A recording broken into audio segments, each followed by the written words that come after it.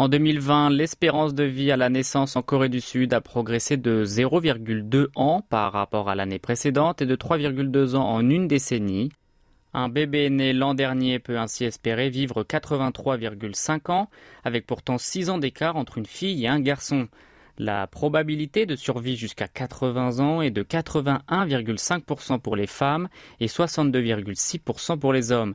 Tel est le scénario central des dernières prévisions démographiques de l'Institut national des statistiques, autrement appelé Ecostat, rendu public aujourd'hui. À en croire un responsable de l'Institut, parmi les membres de l'Organisation de coopération et de développement économique, le pays du matin clair est le deuxième État où l'espérance de vie est la plus longue derrière le Japon. Celle des Sud-Coréennes et des Sud-Coréens est respectivement supérieure à 3,3 ans et 2,6 ans à la moyenne de l'OCDE.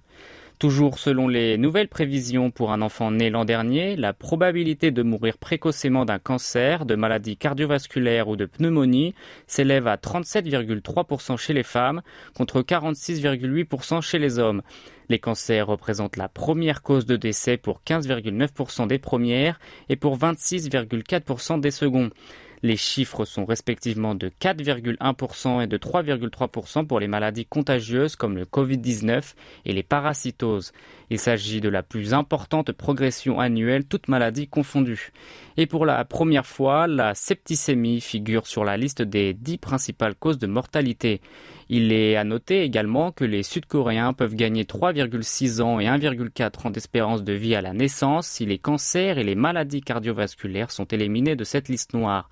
Et les femmes peuvent espérer rester en bonne santé jusqu'à 67,2 ans contre 65,6 ans pour les hommes.